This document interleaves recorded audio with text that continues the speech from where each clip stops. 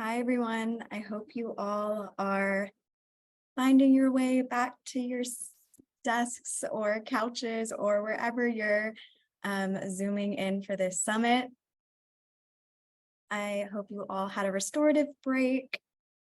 And as we settle in, I'll just get us started with some light info to orient us for the next hour and 15 minutes. So welcome to our very first workshop of the day, where we'll be talking about driving change at every level. This was one of the most requested areas of discussion from our summit registration form. So we're really excited to be jumping in with you all, and hopefully, and I really encourage you all to draw upon what we just talked about and explored with Ms. Deepa Iyer. All right, so before we do anything, I want to take a minute to give y'all a little preview of what we have planned for this session. So first, we'll go over the basics of systems change. What is it and where does it happen? And then we'll talk a bit about how we might go about implementing change at multiple levels. And we'll also start to define what those levels are. Finally, we'll dive into a group activity where we'll experiment with what we just learned. And our objectives for this session are to, 1, learn the fundamentals of systems change. 2, understand the different levels of change. 3, be introduced to a change framework.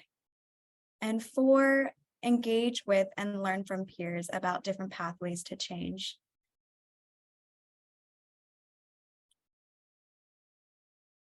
All right, so to start, I'd love us all to take a moment and complete this sentence. To end gender-based violence in the South Asian diaspora, we need to blank. This could be something big or small. There are absolutely no wrong answers. Please feel free to share your responses in the chat, and I will also ask for a few folks to share aloud as well. So I'll give y'all about 2 minutes before we come back together.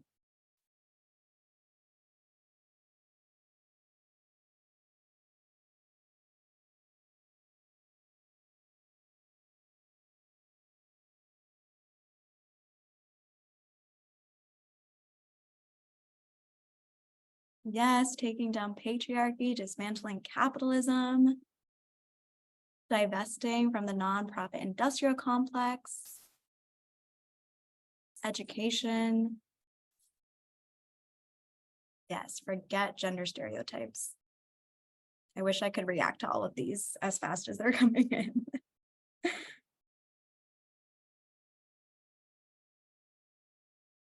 Engage our communities and provide tools for healing and engagement.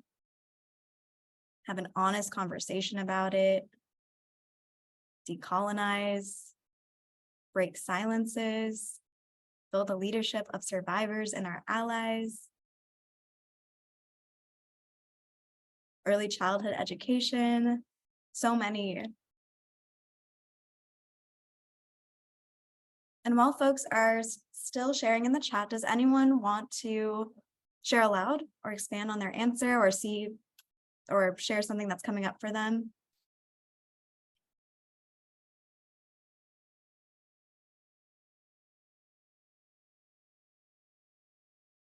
I can share. I just put build community alliances and have a seat at the table.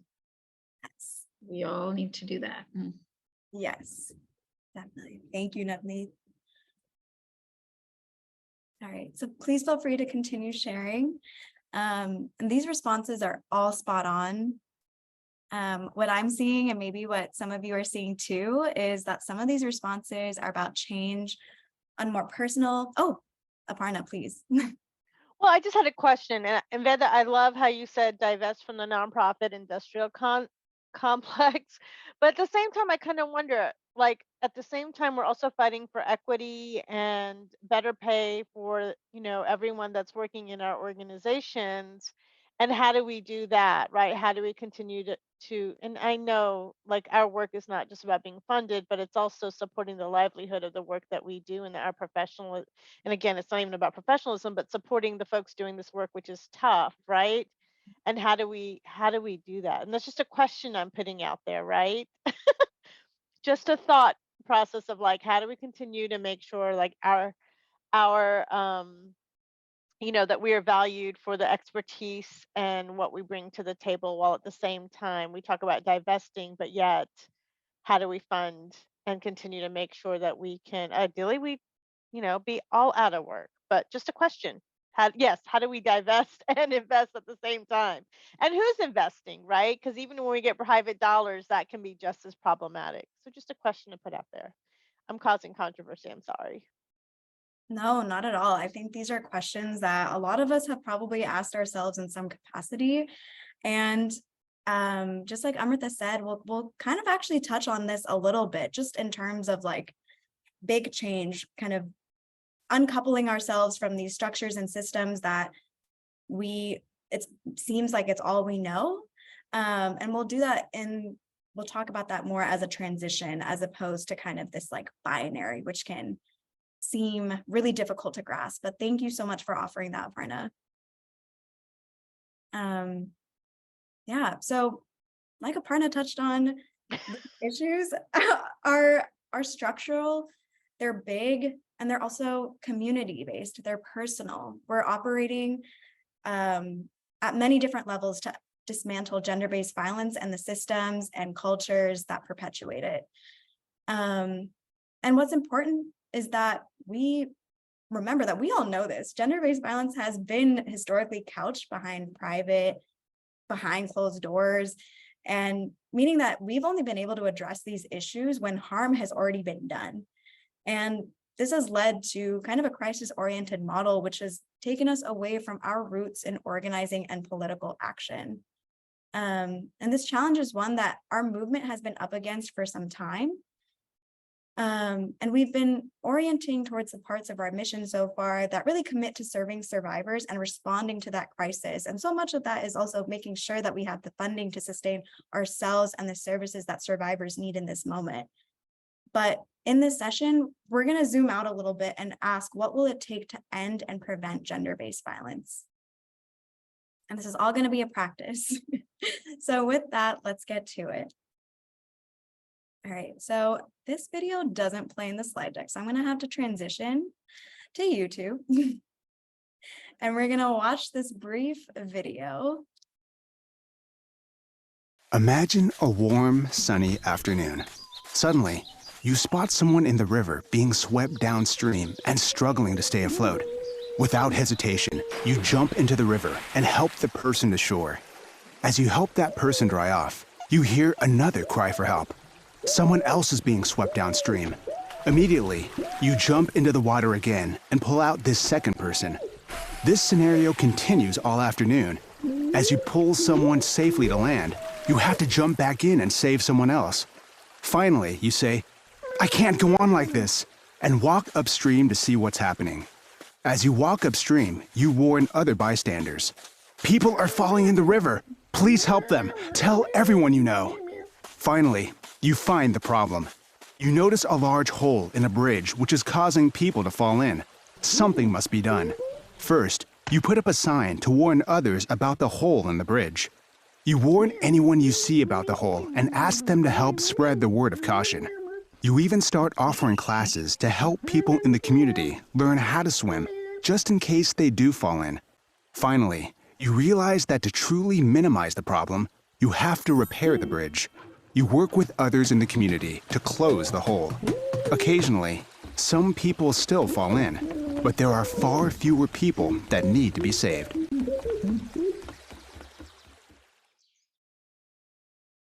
Okay. So does anyone want to share in the chat or share aloud what felt resonant for them in this video, or I don't know, just what came up for you?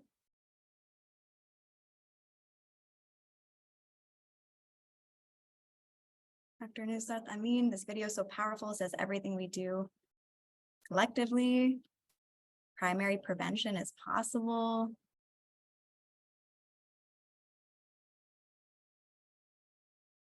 Yes, Mona, do you want to unmute and share? I'm a bit slow in texting, so I'm just going to say it. I think we also have to see the upstream, right? We always have that conversation. Okay, this is downstream. we take a breathe, we fix whatever is around us. Let's think 2020 and fix where the kids are coming from. 100%. Yes. I think it's that moment that we don't often get as a movement to really pause and think upstream, but fortunately so many of us have already been doing it. Yeah, this video is a great way to visualize the work we do in simple terms. Yes, I'm glad that someone emphasized it's the work we already do. Kritika, do you want to unmute and share? Yeah, hi. I'm sorry I'm not on video because I just got back from India over the weekend. I'm super jet lagged, but excited to share the space with you. The video to me, like folks are saying, shows a lot, but I think it also speaks to the fact that when you keep on just trying to save people, you get exhausted and you can't, like one person cannot do it all, right? So it's about looking at systems change, but also recognizing the trauma that folks who are doing this work on the front line are experiencing. And that's not a long-term response to what's happening.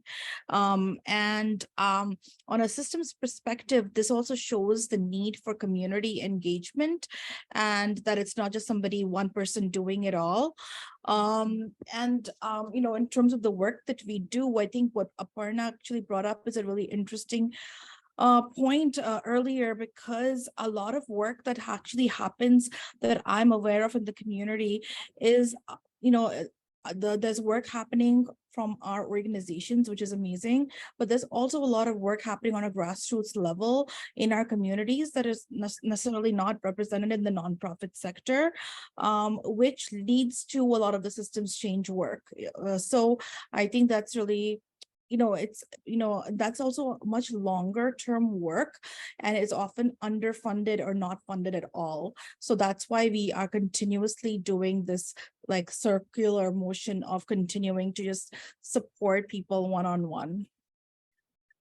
Thank you. You touched on so many great points, that this work isn't sustainable alone and in crisis mode, that our work is really building on each other to build towards systems change. And that there's real barriers to us being able to really sink into this work, not the least of which being funding. So thank you so much, Kritika. Nandini, do you want to unmute and share? And then Zara, we'll hear from you and we'll move on. I'm seeing that community needs that, and also partnering with others who have shared values and needs that we discussed earlier. And then with collective strength, we are progressing toward our vision to make it a reality. So that's what I saw. Thank you. Yeah. Thank you for raising the point about partnerships. We know how important it is for cross-movement solidarity, and also just within our own movement. And Zara, I saw that you lowered your hand, but if you want to unmute and share. Yeah, since you called, I figured I won't keep the hand up, but I was just going to say a really simple thing that I think probably all of us think about is that when there's a bridge that needs repairing or people drowning in the river, you're not encountering the additional resistance of, you don't have a ton of people saying like, it's okay, like maybe these folks were meant to fall in the river and we should just continue doing the crisis work. So I think as part, of course, I think there's so many layers of prevention work that we do, but part of it is also just, the work we're doing requires changing hearts and minds, and that is a long, the long game. And so again, so many folks touch on it, but I think it's important to think about like, how do we sustain this work? Because there's so many points of resistance, right? Including that folks are, we have sort of all sorts of internalized oppressive patterns with this. And so it's important to sustain our work while still really, it has to be everyone's work for this, in this case, for us to reach some resolution, right? 100%. I'm so glad you shared. And I think what I'm hearing is culture change, changing the attitudes, hearts, minds, behaviors, beliefs that are allowing people to even be okay with a hole in the bridge to begin with. Thank you all so much for sharing. So just to recap before we move on, this video touches on many things, but I really took away that it was recapping really nice or summarizing very nicely systems change. It's about shifting the factors that lead to a problem or hold a problem in place. And it's helpful because it prompts us to act in a way that stops problems before they arise. And if this sounds familiar, it's because this is essentially prevention work, where we're naming and interrogating the factors and conditions like culture, like patriarchy, like capitalism, like our funding streams. We're questioning everything that is forcing not only our movement to operate in crisis mode, but what's leading to survivors, leading to people being in violent situations to begin with. So, like a lot of you already named, we've already been doing this work, and y'all already know the importance of prevention and systems change. And some of you already touched on this work is challenging nonetheless. So just to recap and validate and affirm, why is this hard? We're not funded to do this. The streams and the channels of money and budgets are not set up to allow us to think beyond crisis mode. And we know that this takes a lot of capacity and resources. And that's crisis levels in our communities are simply too high and too urgent to look away. And again, these reasons are all so real and valid, and which is why we hope that today's session can be our little bubble, so to speak, to feel brave and safe enough to experiment and try without failure and practice what so many of you are already doing, but maybe in a more radical way, maybe in a way that we haven't been able to in our more professionalized spaces. All right, so we went over what systems change is and why it's important, but where does this actually happen? So change happens at many levels, and it's really easy to get caught up with how it gets done. But at the end of the day, change is about you, it's about me, it's about our relationships to people. And so let's start with the individual. Change within ourselves can look like unlearning, and I use divorce is bad as just an example because we know that stigma is so strong in our communities. But change within ourselves can look like unlearning harmful messages from our families, cultures, and environment, like divorce is bad. And maybe even replacing those messages with ones rooted in our joy and healing, like valuing our safety and happiness. And this level is really important because this is essentially what we're asking other people to do for themselves. And so we're really setting the foundation for what we're hoping to see in others. Next is our interactions with other people.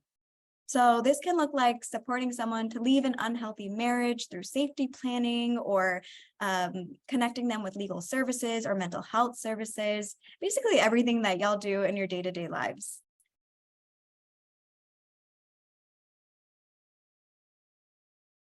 All right, and the next is community. And I like to think about community as people who we share qualities that are really important to us.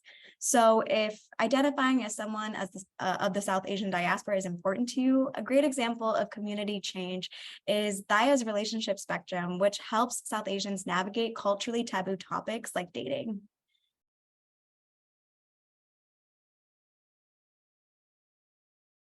And the next is society, which I kind of think about as people who are different from us in ways that are important to us. So that can be based on gender or race or class or caste or whatever else. But it's about, the idea here is about how do we bridge our communities in the larger scheme of a society.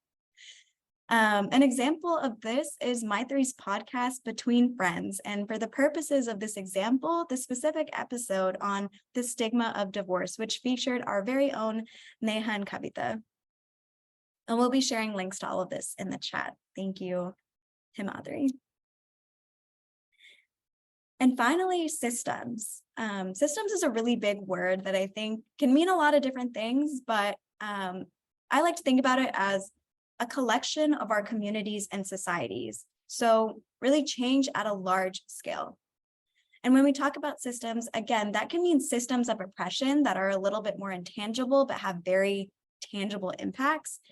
or things like policy, or things like harmful narratives, or even thinking about culture as a system in itself. An example of change at this level is the WISE Act, which is a piece of federal legislation that was introduced by a number of representatives, but namely Representative Privilege Jayapal, who I'm sure many of you are familiar with. And the WISE Act addresses the underlying immigration and financial factors that make it difficult for a survivor to even leave an abusive marriage. And this is a prime example of change on a large scale, because if enacted, that would impact our communities nationwide. But that policy is not the only way we can make this kind of change. People-powered change like Stop API Hate is another great example of systems change, which is addressing harmful narratives like the model minority myth and raising awareness about the different issues impacting API communities on a large scale. And the last thing I want to say here is that culture is present at every one of these levels. Like we just talked about, culture is upheld and changed by people, and it's really about changing attitudes, beliefs, and behaviors of people within their cultures at every single one of these levels. So I went back and forth, Amrita and I, kind of thinking about whether we should name it as explicit, but we really just deferred to acknowledging that it's present at any one of these levels. And all of these levels inform each other, as I hope is maybe illustrated by this example.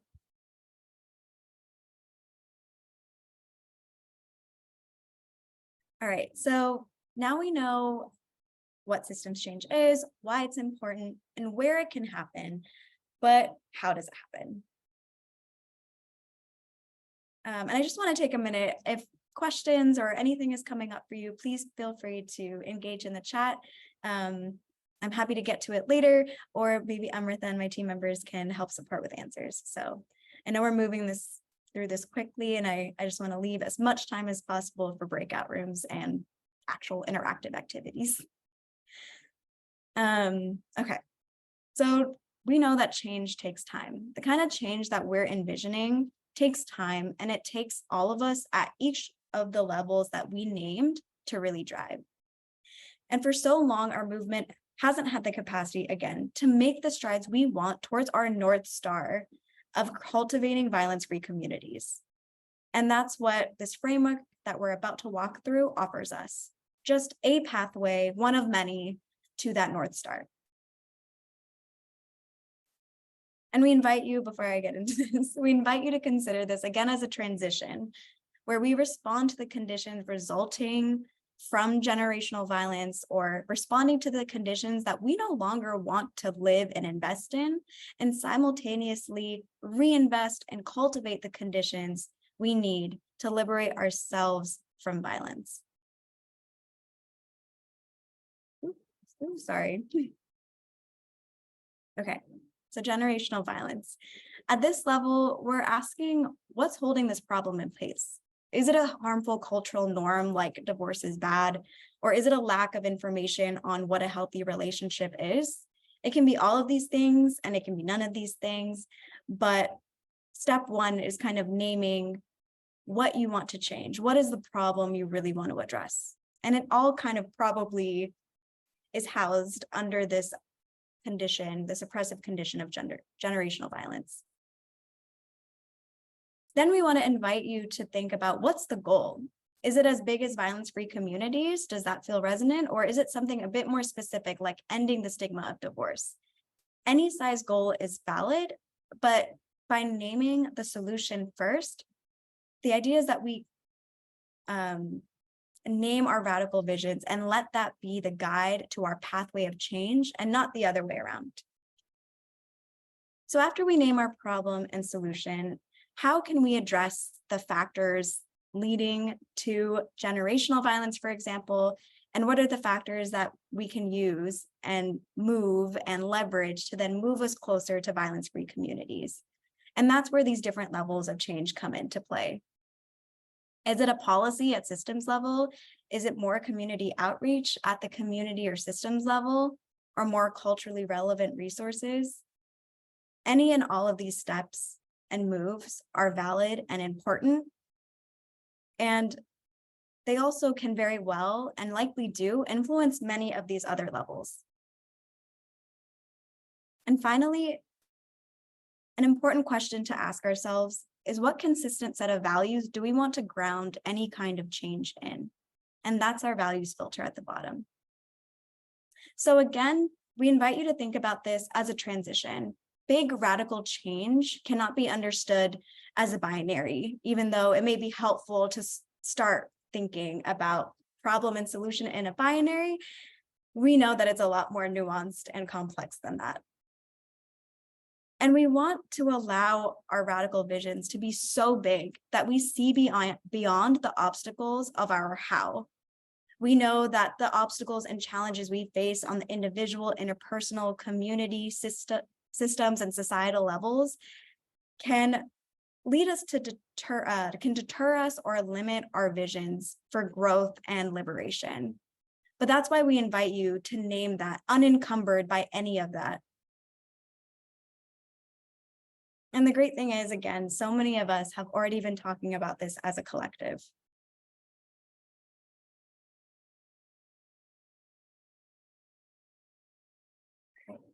So what actually influences change? Before I answer this question, I want to share a brief anecdote about my time at the California State Legislature. So when I first started working at the Capitol, I was really excited to learn from progressive policy experts. I was a legislative staffer at the time. I was fresh out of undergrad, and I was just so excited. I come from a family of childcare providers, and so moving into policy and social justice was really uncharted territory. So I thought the legislature was the perfect place to just dive deep. And I was really excited to learn from people who I admired, because I was convinced that they had some quality or some skill that I just didn't have, maybe because of my upbringing or my academic training or whatever it was. But very quickly, I realized that behind every single incredible elected official that got shit done, that got those transformative policies passed, that actually impacted and had a big impact on communities on the ground, behind every one of those elected officials was a community of change makers who were devoted and passionate, driving the strategy and actually influencing decision makers with their lived experience and their direct service experience. And that was mind-blowing to me, because this institution is so gatekept. It has historically excluded people like direct service advocates, people that look like us, people that grew up like us, people impacted like us. Or these institutions haven't made it very easy for us to get involved and to drive change. But I realized that it's all happening behind the scenes. The communities are meeting with legislators and meeting with them one-on-one to let them know what's actually happening on the ground. So the actual quality and skill that I thought that they had that I didn't, I actually realized I had a little bit more of it than I thought. And that's what I want to encourage you all to believe and lean in as well. So back to the question, what actually influences policy?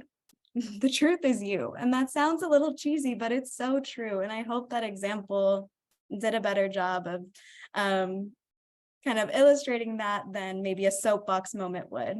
But whether you're a frontline responder or a visionary or a builder, a caregiver, a weaver, or any one of the roles that we just learned about and put ourselves in the mindset of when Deepa Iyer was speaking, each of us, just by being impacted ourselves or serving impacted people, have exactly what we need to drive the change that we need to see. And we've already been doing it, and we've been seeing it happen. We just don't get the opportunities to practice it all that often, which is what we're about to do.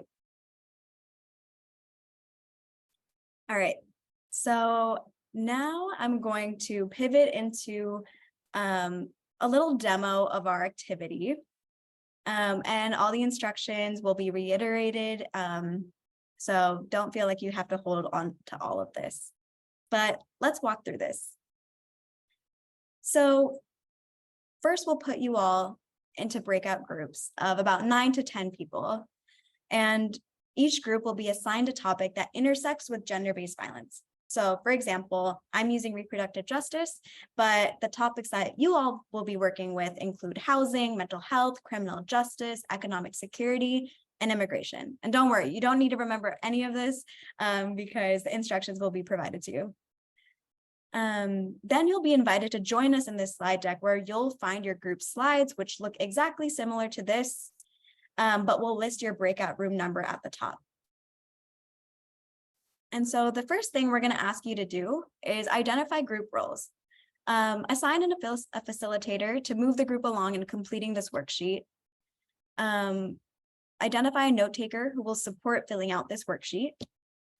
Identify a supporter who I like to think of as someone tasked with calling in folks who haven't spoken yet.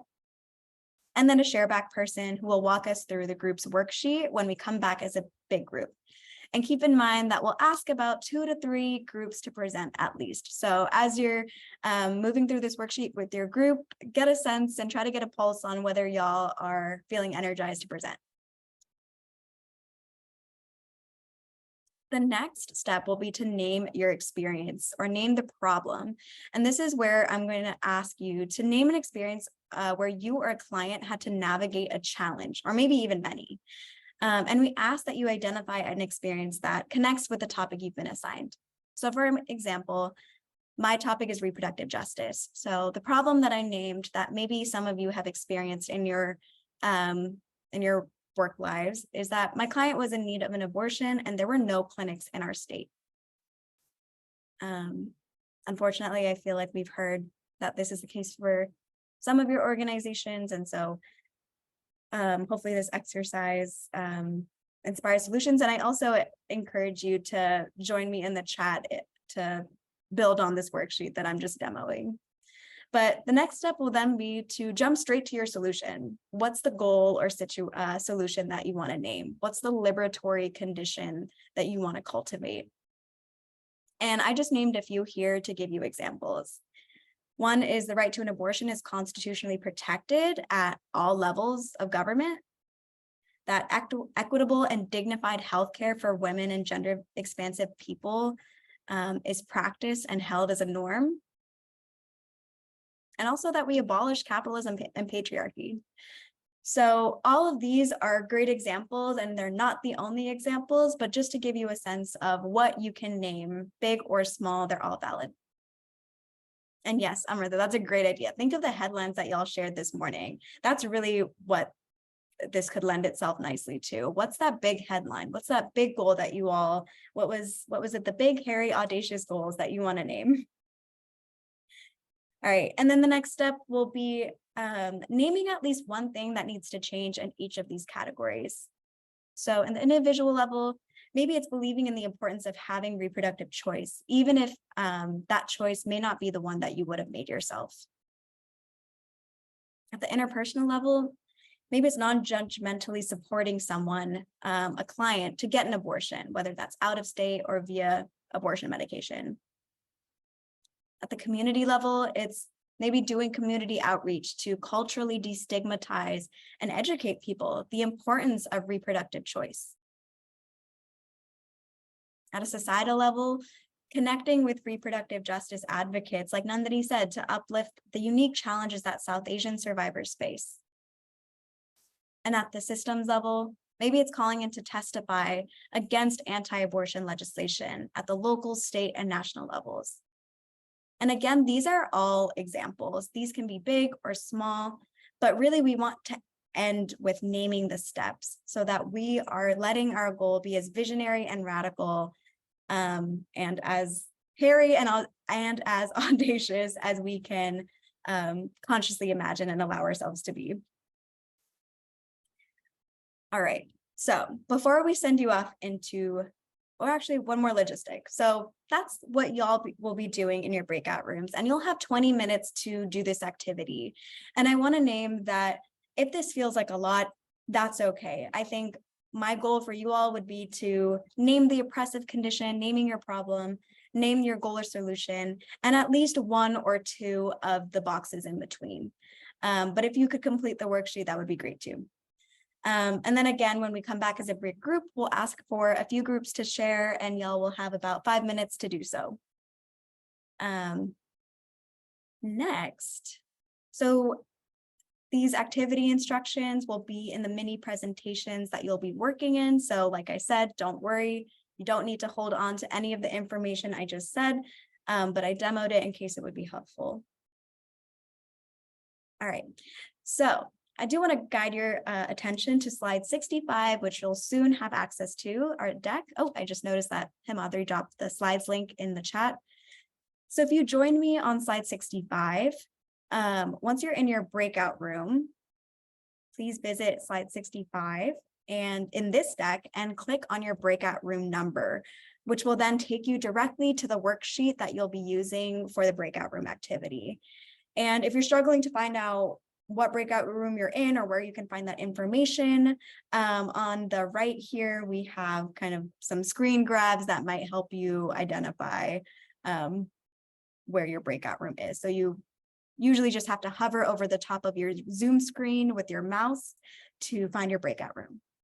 Hi, everyone. So as you're joining us back in the main group, we're selecting 2 more groups to present. We have group 6 for economic security. So going first, so if your topic is the same or different and you want to volunteer, please message in the chat. And for those of you who are just coming back from the waiting room, we just finished up a little activity, so y'all can just sit back and relax and hear other folks. Data was in the middle of making the point when we left our room, and I was wondering if she wouldn't mind sharing it with us. If you're, I don't mean to put you on the spot though. As long as it seemed not like it was interrupting the flow. Come on, is that all right? Okay. I was just saying, I was building up of Shrik's point around how we're kind of responding to the discord, to use Mother's word, between survivor needs and organizational policies and needs and values. And I was saying that although it's controversial, I think it's important to probe and ask ourselves how we're defining a notion of justice in a communal sense. So we do have that kind of backbone to root ourselves under, because the survivor might come to us and ask for something that is completely in contradiction with our values, like using violence or something, just hypothetically. And so how do we kind of have our own institutional skeleton and framework to respond to that? And to also like not, again, recapitulate putting that burden on the individual to respond and say like, no, this is my personal value.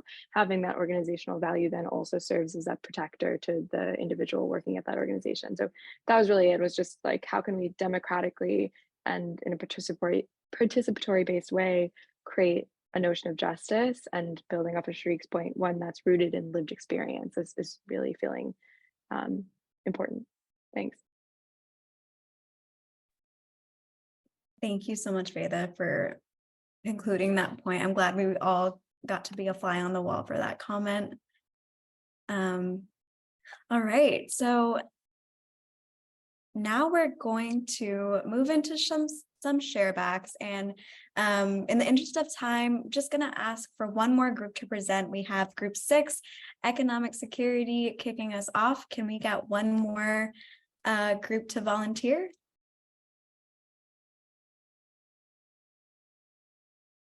I can go for group 3, but I also know Veda just shared, so if anyone else wants to go. Happy to have group 3 go. Awesome. All right, so group 6 will have you start us off. And these are really informal sharebacks, so just take the conversation however you want, but we'd love to hear what your group talked about. Awesome. Hi, everyone. So our group, our topic was economic security, which seems to be a huge issue for all organizations, just trying to get survivors the financial freedom that they deserve. So a couple of issues that we really pinpointed that, survivors are facing, it's that they're ineligible for public benefit programs. And oh, thank you so much. I was like splitting half my screen. And don't judge my notes. My brain works differently. And that, you know, a lot of folks aren't leaving relationships due to economic insecurity. Our biggest goals that we, you know, as a group came together to form are as follows, you know, providing financial literacy and financial freedom to the survivor and making sure that it's in a very culturally specific way, so that if they do speak different languages, you know, what their reading level is at, you know, what cultural background do they have? So keeping all of those things in mind and sort of providing all of those things to them. Advocating for, you know, removing federal barriers for immigrant survivors to work, gain access to, you know, banks, get credit cards, build their credit, and then expanding the eligibility for public benefits as well. So on an individual level, you know, the problem is that survivors are isolated, which in return turns into there being no support for the survivor to go in to work. There's no motivation. And there's also this thing where folks don't even know what resources exist. So if they are even eligible for public benefit programs, they might not even know that they are eligible for those, you know, programs. On an interpersonal level, I believe advocacy is huge. I mean, not I believe, we believe advocacy is huge. So, you know, providing information on what resources exist, providing really great and warm referrals to the right organizations, and providing direct financial support is imperative. And someone in our group mentioned staff training on financial abuse for all client advocates is super helpful, which definitely I agree with, so that client advocates and folks working with these survivors are able to give the best and updated information to the survivor. An issue within the community is that folks that are willing to help survivors are hiring at a lower rate and employers are exploiting them. You know, this might be a case for somebody who doesn't have per se legal status within the United States, or their immigration status is, you know, just like on the edge. And a lot of folks are also hesitant to hire survivors. Within society, you know, a couple issues, there's not much support. So we thought of, you know, having career counselors, like folks who are up and running within society and do have, you know, these like solid jobs, for them to come in and sort of coach survivors as to what steps they should take in order to, you know, get permanent jobs, get really well-paying jobs with benefits. There's also internal competition within the diaspora for some reason, where immigrant folks who have been here for a very long time believe that newer folks need to struggle in the same way that they did in the past. But of course, with, you know, gender-based violence in the mix, it becomes way more difficult. We also think that clients believe that oftentimes there are only a few jobs for them out there because of the societal norm that, you know, women can do, you know, care jobs. Meanwhile, men can go do like office corporate jobs. And then I will go to systems. So in honor of our time, you know, some of the issues written here are housing, childcare, no work permit, disabilities, foreign degrees not valued. All of those things are reasons why folks aren't, you know, able to work. So that was I'm sorry if I missed any of the things that we mentioned. We had a great conversation, but if you would like to expand, anyone. Just the system, why we said that people are staying in that because of economic security, why people are staying in that abusive relationship, because they don't have enough support. For instance, housing is the biggest issue in all states, as far as I know. I'm currently in Virginia, Alexandria. We have our DV clients, the basic thing, once they come to the office, they ask that, if I leave this relationship, where can I stay? Transferring them to shelter, to transition housing it is extremely difficult. Childcare, another thing. If mother goes to go to work, childcare, who support? How much payment they get and go pay for the childcare? And as they mentioned, nowadays there are so many people coming to Houston, to Virginia, to New York. They don't have work permit because they cross the border, the Mexico border. They came to Virginia, New York, Texas, Houston. They don't have work permit, and they have to support family of 6 or 5 or more than that. That is minimum. A disability, another friend of has in the group mentioned people with disability. When the system is so it is very difficult to navigate the system, especially those people don't know the language. And as Tisha said, the degree, foreign degrees, it's not valid. People are educated, working in a very big position in their own country. Once they come, it is very difficult even to put them in low income and minimum jobs that they even not valued, and to put them on those jobs. I don't know about the other states. Here in Virginia, and as I know in New York, we have a lot of issues with that. So these are that nowadays people are, it is very challenging for people who are living in these states. Thank you so much, Vix, for sharing these incredible reflections that I feel like probably resonate across groups. In the interest of time, I do want to pass it to group 3, and then also note that we do have breaks starting at 12 p.m. PT, 3 p.m. ET. So once it hits that mark, feel free, group 3, to wrap up your remarks, but also if you want to finish, maybe we can just respect that folks might be like grabbing their snacks and their waters, but yeah, I'll pass it to you. Thank you. Of course. Thank you, Nashi, for passing it off. So we were focusing on criminal, legal, and gender-based violence, and we named as a problem. And then our group was Aparna, Veda, Elizabeth, and I'm definitely forgetting some names, so I'm so sorry. But one of our problems was that the criminal legal system, Nusrat and Madhu, is that whether the criminal legal system is actually helping us in ending GBV. Thank you for sharing the screen. And the conflict between divesting from those systems while also simultaneously making the change internally, and then also being survivor-centered. So I'll try to quickly go over those 5 boxes, but individually, in terms of reliving those traumas, that's something that vicariously advocates have to, face and dealing with these systems, the criminal legal system, but also the survivors and how they're sharing their information and redisseminating that. In terms of what we also talked about as a group, every survivor's interactions with that criminal legal system and their desires is going to be different, right? And cultivating it, individual survivor-centered approach to whatever they want and need.